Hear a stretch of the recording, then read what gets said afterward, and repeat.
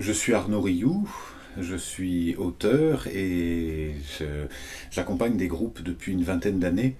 J'ai un parcours peut-être atypique puisque j'ai eu plusieurs métiers dans mon existence. J'ai commencé en tant que comédien, metteur en scène. C'est une période pendant laquelle j'ai beaucoup exploré les comportements.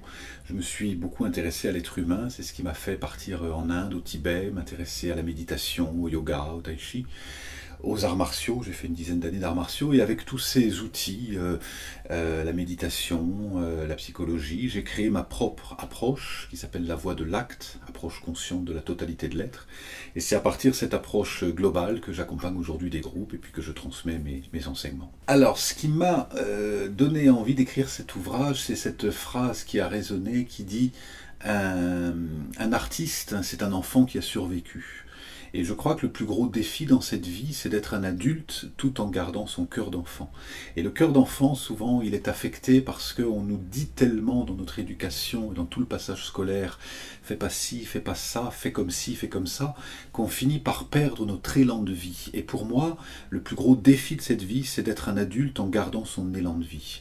Donc ce qui m'a donné envie d'écrire cet ouvrage, c'est de m'intéresser à quel moment l'élan de vie peut être affecté et comment aujourd'hui on peut être parent. Je crois que c'est quelque chose de magnifique d'être parent, mais c'est quelque chose qui ne s'apprend pas à l'école.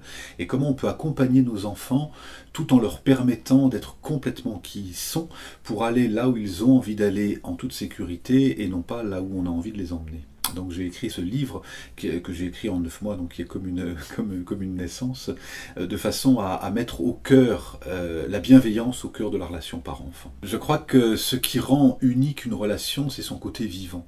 Et on est vivant à partir du moment où on oublie les concepts et les certitudes qu'on peut avoir sur la relation parent-enfant pour se dire, voilà, qu'est-ce que je fais avec cet enfant? Moi, je suis septième d'une famille de 8, je suis très différent de mes frères et sœurs, et ça demande effectivement pour le parent ce qui va marcher avec un enfant ne va pas marcher avec l'autre. Et certains enfants vont être rassurés d'avoir un cadre assez très présent, d'autres vont surtout avoir besoin qu'on leur laisse beaucoup d'espace. Et ça demande aux parents de développer pour ça une grande capacité qui est la capacité d'écoute. Einstein dit que notre intelligence, c'est notre capacité à nous adapter à l'autre, et je crois que l'intelligence du parent, c'est sa capacité à s'adapter à chacun de ses enfants.